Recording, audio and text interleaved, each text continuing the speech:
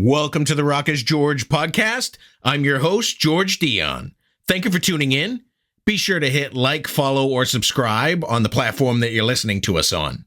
You can also check out my work at the loudest.com on the planet, knac.com, for exclusive hard rock and heavy metal interviews, live show coverage, album reviews, and more. My guests for episode 217 are bassist Jason Cornwell and guitarist MIKE FLOROS of the classic hard rock act, SteelCity. SteelCity recently released their third studio album, Reverence, through Frontiers Music. And here's Jason and Mike to tell you more about it. Mike, if I knew absolutely nothing about SteelCity, how would you describe the band's music to me? Oh, wow. That's a good question. I think I might have said this before, but it's very, the songwriting is probably based more in the 70s. The sound is probably based a lot more in the 1980s, most notably the late 1980s. And if you like bands like, Winger, Whitesnake, Warrant, bands that begin with W, Europe, or and like some of the 70s bands like Boston or Journey, you probably like SteelCity because we've got a lot of those elements to our music. Jason, is there anything you'd like to add to that? Yeah, I mean, all the above. I will say I respect Winger. I've been on the same bill as those guys multiple times, but I'm not the biggest fan of their music. And when I hear SteelCity, I don't hear that as much, but I can understand the influence. I mean, Reb Beach is a fantastic guitar player. I mean, all those guys in their own right. But I'm just not the biggest fan. But, I see the Whitesnake influence a lot. Of course, John Sykes' comment about Mike multiple times in recent interviews. I hear that. That's one thing I heard when I first joined the band. So we're talking, looking back to the first record, Fortress. And I heard, some of that sustain and whatnot, some of that those great leads, kind of one of the things that really pulled me into being involved in the band. So I would say, heavily, I hear the Whitesnake influence. No, thanks.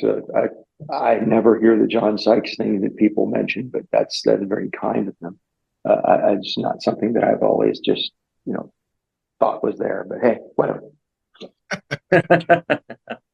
Mike, from what I understand, you started the group around 2018-ish. The first album Jason mentioned was Fortress. It was a different kind of band. It was actually conceived as a solo project. So why don't you tell me a little bit how it came together in the beginning? Sure. I just knew that I wanted to do something kind of like John Norm did with Europe, where he, I wasn't wanting to leave the band that I had, the Idora, but I wanted to create like a solo album, and I wanted to have like the songs that I felt that I couldn't sing, like the songs that were like 2 or 3 songs that were like just truly made for a high pitched singer. I wanted to have somebody else do them, and so I heard at that time it was 2017, and I had heard a solo album by a guy by the name of Brian Cole. That guy's voice was just, to me, just absolutely magical, like heavenly, like Michael Sweet, or, somebody that just had that range. So I asked him to sing the 2 or 3 songs that I was struggling with. And as he sang them, I just like, dude, do you want to sing the whole album? Because he was just that much better. So that's how the band kind of started, was just him and I. And then I have some friends from Youngstown, Ohio, that we recruited to play bass and to play drums. And then Tony Stahl came in. He had done some keyboard work on the album, and we just said, this is the band. And we put Tony Stahl in as a full-time member, and there you go. Then it just kind of morphed into what it is today. And, me and Tony and Jason, Roy, were the holdovers from Mach 2, and we brought Anthony White in as well to play drums. So there you have it. Jason, what were you doing in 2018 while this band was forming? So 2018, I know we're really focused on SteelCity, of course. I was in production on the Westbound record for Frontiers with Jazz West and Roy Z. And, when when I got hit up, I was just finishing that in regards to this when we got a call from Mike and John Kivel. I think the first call I saw was coming through from John Kivel, and I kind of sent it to voicemail because I was in the midst of recording. And then he sent me a message saying, "Hey, I got this opportunity for you. Can you talk?" And then I got on the phone. They were both there, and Mike and I absolutely hit it off. And then we met up at NAMM probably a month later. So it's just been fantastic. Yeah, and I just want to say, when I met Jason at NAMM, watching him play was not intimidating at all. So there's that. Oh yeah, no, yeah, Mike came up to me and just kind of like shook my hand. I was actually at the PV booth, and I was just kind of like shredding there. Sometimes you want to be recognized for your playing, so sometimes I'll save my most practice licks, if you will, for the NAMM floor. Mike, SteelCity becomes a band for the second album, Mach 2. You bring in Roy Cathey of The Fifth, and most recently, Cold Sweat. I've had him on the podcast. Great guy, great singer. How did you end up recruiting him? Just a small correction there. We became a band for the first album. This is just a different, the Mach 2 just had a different band. As far as Roy Cathey coming in, Brian wanted to leave because he wanted to do more like a solo thing. And he also wanted to focus on trying to find himself like a good Journey tribute band to be in. He's kind of accomplished both. He's releasing singles, I think, as a solo artist, and the Journey band that he's in is extremely popular. He's doing really well. So congrats to him. But we needed to find a replacement. And there were some names that were I guess bandied about, and Roy's was among the first that popped up, and that was pretty much our first choice. I'd met Roy at a festival, and Roy was he was a pretty cool guy when we met at the festival, and he just was such a dynamic front man, and his range was amazing. And honestly, I'd never really heard the Cold Sweat music. But we talked, and I just said, "Would you like to be a part of this?" And we worked out the details, and the rest is history. So you guys recently released your third studio album, which is Reverence, through Frontiers Music. There's no songs on the album named Reverence. So Mike, how'd you come up with the title? There was a song that was supposed to be on the album called "Cry Freedom," and that song had the word reverence in it, and that's where it came from. There were some things that we needed still to work out with that song, and it wasn't sitting just right the way we wanted it, so we pulled the song. However, the title remained, and that's kind of where it came from. Jason, I'm going to go out on a limb here where you and Mike don't live in the same area, that this album was recorded remotely between the principal parties. Yeah, it was definitely recorded remotely. We have our own studios and whatnot, and then we have a producer that's also, outside of our area. But, LA's pretty much, it was my primary home, in the 80s. And then, I'm out there, especially with my other bands. So I'm out there about once a month. So it's kind of like my second residence.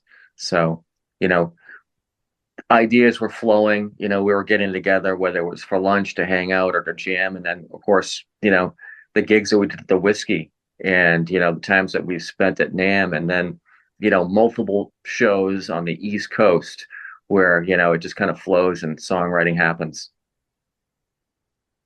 Mike, are you the primary lyricist in the band, or does everybody contribute?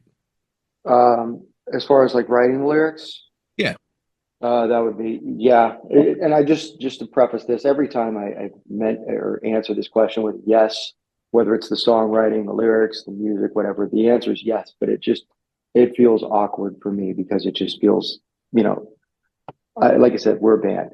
So, but do I write the stuff? Yeah, it's just we all contribute. What I do is once everything's written, it's handed off, and these guys have the opportunity to make everything their own. And whether that's Jason's bass parts, whether that's the drum parts, whether that's the vocals, like Roy will sometimes change some vocals because he feels like he might feel like certain things flow a little bit better for him, or he just feels like it might need a little bit of a switch up here or there. And that's something that happens every now and again. You have 3 singles out from the album. I guess we can call them singles. The promotional songs out for the album. Yeah, it's a different vibe.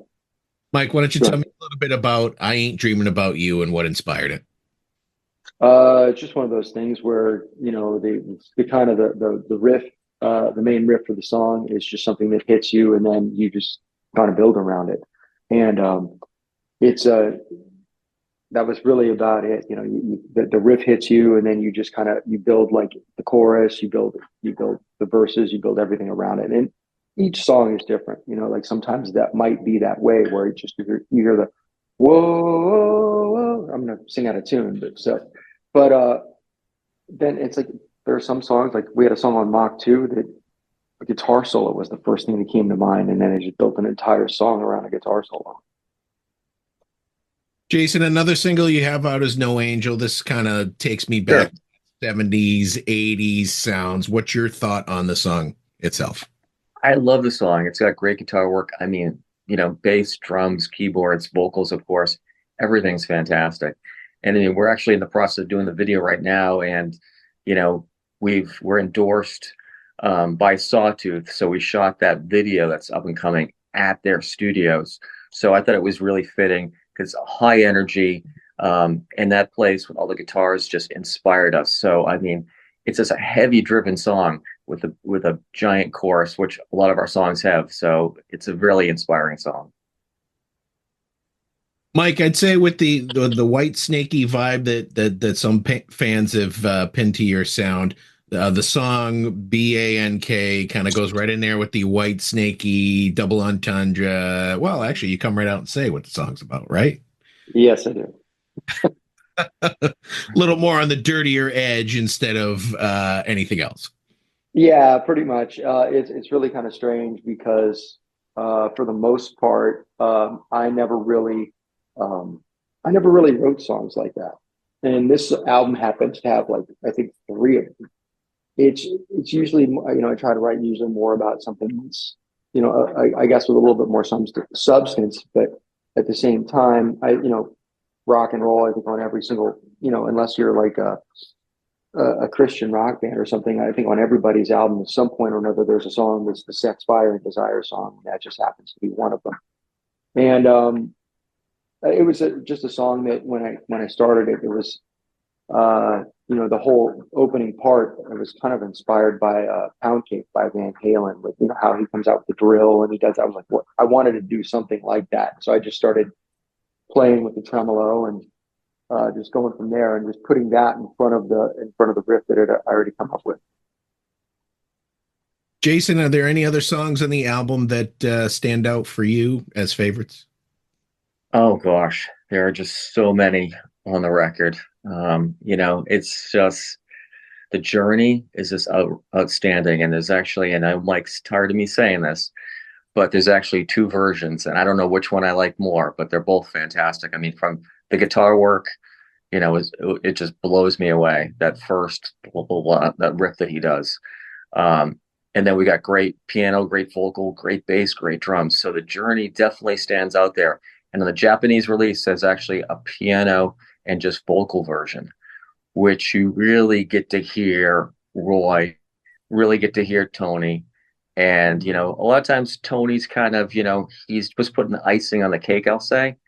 But when you get to hear him by himself, oh my God, it just gives me chills. Yeah. Yeah.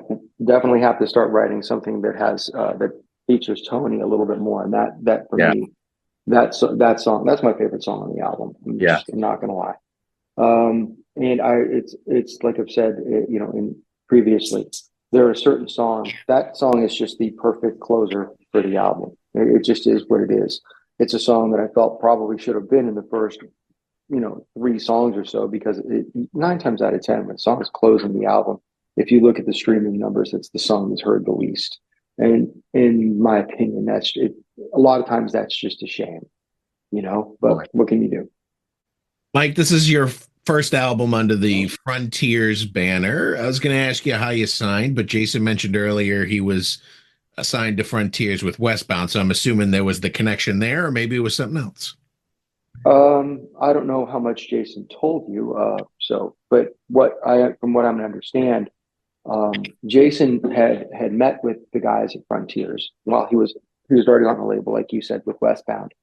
And as he was presenting SteelCity, the odd thing is from what I understand, the first thing that he presented was Fortress, which Yes. is not the current band, and they were interested from Fortress, and then it was like and then it comes on, it comes out that Roy's in the band, they're like, oh, that's killer, and so it's like it was just really cool that they were interested in not just they were interested in the music. I guess the songwriting and the music is really what kind of captured them.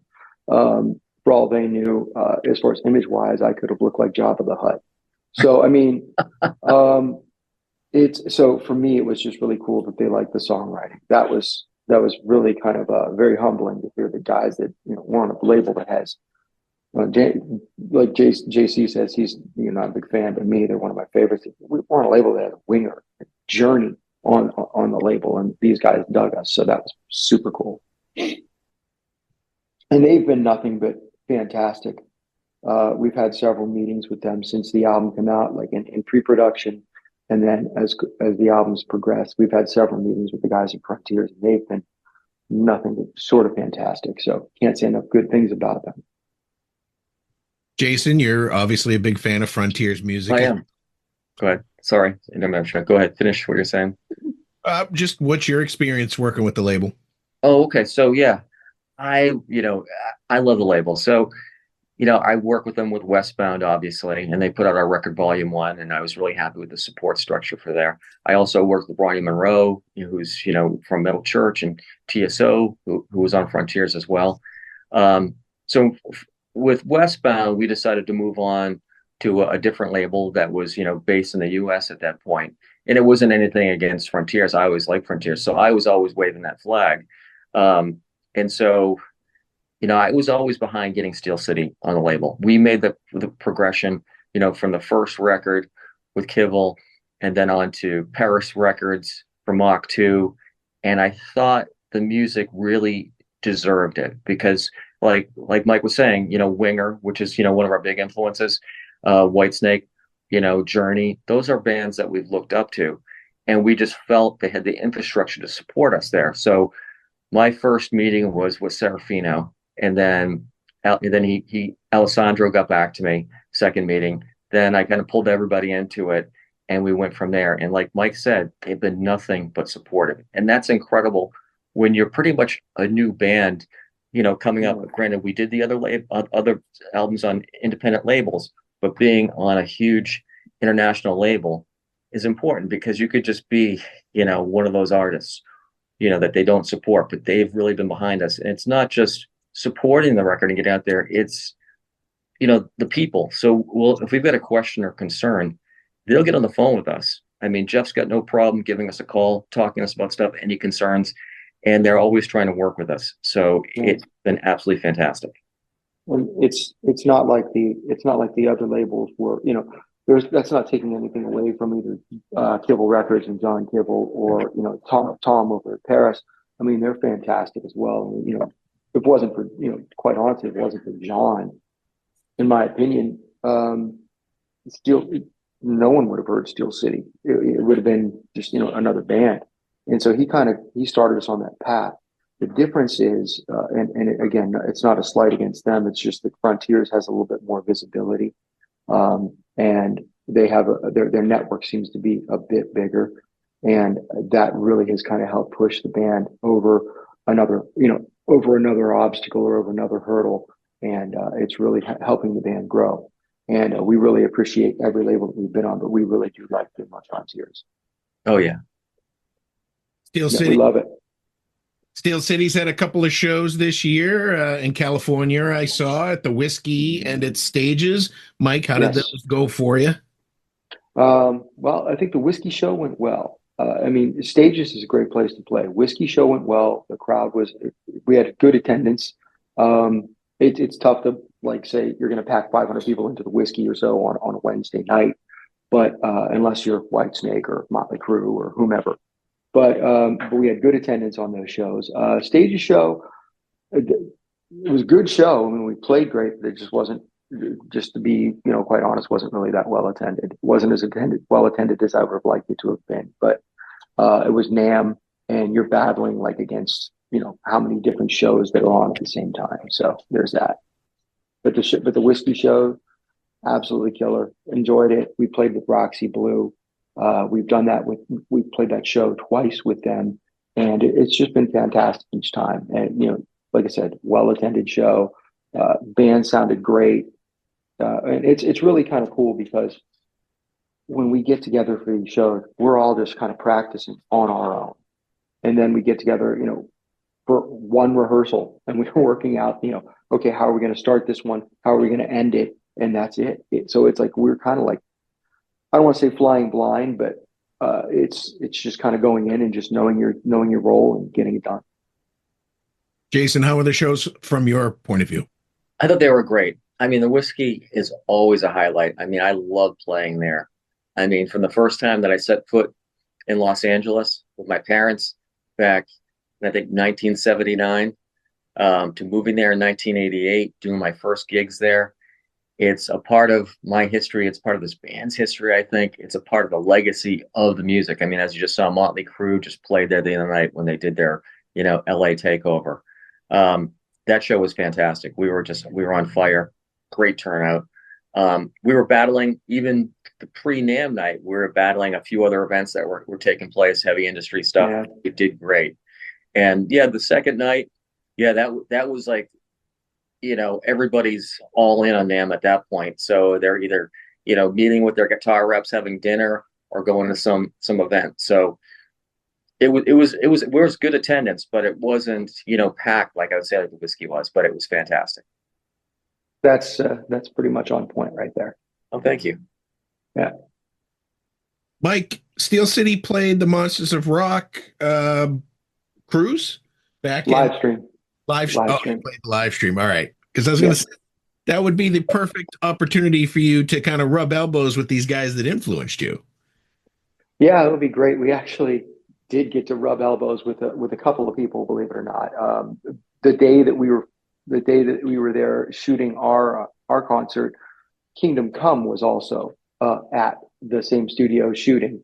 So we got to kind of rub elbows a little bit with Keith St. John, who was singing for Kingdom Come at the time, and said hi to the other guys briefly. But it was kind of cool. But in reference to your point, it would be fantastic to play Monsters of Rock, and it would be a great opportunity. I know that we've talked to Larry before about it, and I think Frontiers is kind of talking to him about it now. Or if they're not talking to him, I think they might be hoping to talk to him. So I mean, it would be a wonderful opportunity. We'd love to play it, and not at the risk of sounding a little bit pompous, which I don't want to do. I think we'd fit in well with their with the guys they've got. I don't think that we'd be out of place. They've got a lot of newer bands, most of them from Europe. I think it'd be kind of cool to have a new American band on their stages. Frontiers needs to start booking a cruise for their acts instead of just their once in a while festival that they have. I agree as well. I think that would be, when you think about it, you look at all the bands that are on that Monsters of Rock cruise, a lot of them are Frontiers artists. So, I mean, you never know. Mike, what are the plans for future SteelCity tour dates or live performances? You asked that question to the wrong guy. The de facto band manager is Jason. So I'm going to pass that question to him. Well, we're definitely, we've got some opportunities. We're meeting with the label next week to go over a potential tour schedule. We just got to work out, some stuff that we've got going on in regards to transportation and all that kind of fun stuff. So we need to make it work. And, making this thing happen when we get on the road, there's a lot of moving pieces, as you know, because everybody's in different parts of the country. So to make it work, there's a financial part of it, which I hate to say as well. So we need to make that happen as well. But the plan is to support the record for 2025. Okay. Yeah. Jason, I know you're also in Westbound. We've talked Yeah. about it. Do you work on any other projects on the side when SteelCity's not actively moving parts? I mean, so yeah, so Westbound is my other big focus. You know, I do the occasional cover gig and that kind of thing. Just, you know, I like to keep my chops up, you know, like I did a Jake, lot on the Cape as well. And then, you know, some tribute stuff as well. And there's a long list. Like, I mean, I Matt Starr, you know, for Mr. Big, who's no longer with them, but he's on his own. We've had a band called Stardust for years, which we would just do random shows, whether it was a few tour dates here and there, or like a show around the holidays, that kind of stuff. So there's a pretty big list. I don't want to bore you with it, but yeah. So I try to keep busy. yeah, Jason's in 400 bands. Usually it's the drummer that's in 400 bands. I think Anthony is in 400 bands. I could be wrong, but I think everybody's in 400 bands except me, and I'm in 2. So Yeah, you know, it's funny nowadays, you know, it's not that big a deal, but I mean, back, you know, in the Sunset Strip days, and I hate to sound like, you know, a dinosaur here, but, you know, all you'd be in one band when you were in LA or New York or wherever you were, and it would just be kind of like almost like a group of guys, and you'd be up against the other guys. If anybody wanted to do multiple bands, it was kind of like a no-no, you know, but nowadays it's kind of like, okay, you can do whatever you want. Um, so it's a totally different state of mind when it comes to that, you know, here. yeah, 100%. It's yeah. If I was a dinosaur, I think I'd be a pterodactyl, but that's aside from the point. Um, yeah, like I said, the funny thing is you know the second band that I'm in is Love and Chains, which also Yeah. was the Jason's in it as well. There was a goal to start that as kind of like the solo project and have the high pitched singer sing like you know 3 or 4 songs, and Rob, of course, when we sent all the mixes in for the album, we sent them into Ty Sims, and you know every song came back because Rob and I sang every song, and so when it came back, you know, Ty said, "I said, what's going? You know, what's happening with the lyrics?" He goes, "Well, he goes, you're singing all right. He's just singing better." And so, yeah, so there's that. But yeah, I think everybody's in. I think everybody in the band has another band or 2 that they're in. But yeah, Love and Chains is one of, you know, my big huge focuses as well. And you know, we did like a monster show, if you will, not Monsters of Rock, but a monster show in Philly about 2 summers ago, which was really, really killer, really, really killer. Mm, Mike, from what I understand, you have most of the next album written, and this one just came out last month. yes, that would be the case. As Jason knows, I tend to write a lot, and I have like, oh gosh, on my phone, just you know, from even when I was just on vacation in the UK and England, or UK and meaning Scotland and England, just a couple weeks ago, and I've got like probably 10 ideas just that you know, you're singing to yourself, whatever, when you're on vacation. Here I am walking through the Tower of London, and I'm like, excuse me, and I go over, press voice record on my phone, and I start singing into my phone or humming a melody into my phone. That doesn't even That's like those aren't even on tape yet. I've probably got like at least a good 40 or 50 songs still like just already done. Like you know, drums, bass, guitar. They've already been sung. The harmonies are already there. I mean, the ideas are there, so I can share with these guys. It's just one of those things where I'm constantly writing. So, what'll end up happening is I'll probably send Jason and the rest of the guys like, you know, somewhere between 15 and 20 songs, and I'll just be like, okay, which ones does everybody like? And then we'll you know, look at those songs and we'll pick them. And then Jason's also has like 2 or 3 songs that he wants to bring into the fold on this album. And so that's what we're going to do. We're just, you know, because it's never been just about, you know, just writing everything. It's about the band, you know, being a band. So it's going to be kind of cool to have like, not outside writers, but other people within the band also writing and collaborating in that aspect of the album this time around as well. But it's pretty much, like I said, if we needed 10 songs or 11 songs, they're already there. So, Jason, you got some bass riff ideas already going through your head or written down Oh, somewhere. sure. Yeah. So, I mean, a lot of times, like the songs that I've submitted to Mike already, those, and I've got more. So I will do, pretty much the whole entire, band kind of thing, whether it's a bass, drum track, guitar track, sometimes vocals as well. And then I'll submit it to the guys and say, hey, what do you think of this? So that's kind of how I work, because it's tough from any side. I mean, being a bass player, it's tough to kind of hear that melody sometimes coming from the bass line. You know what I mean? Exactly. Well, those are all the questions I have for you today, Mike and Jason. The new SteelCity album, Reverence, is out now through Frontiers Music. Fantastic release. I wish you the best of luck with it, and I thank you both for joining me to talk more about it. Thank you. Oh, man. Thank you very much for your time. We appreciate it, man. We really do. We do. Once again, I want to thank Jason Cornwell and Mike Floros of SteelCity for coming on the Rock is George podcast. Be sure to check out their latest album, Reverence, out now through Frontiers Music. Head over to your favorite music streaming platform, take a listen to the album. If you like what you hear, buy a physical copy, support the artist. For all things SteelCity, head over to their official Facebook page /SteelCity USA. I also want to thank Dustin Hardman and Frontiers Music for making this interview possible. You've been great. I've been George Dionne. Discover your next favorite artist on the Rock is George podcast.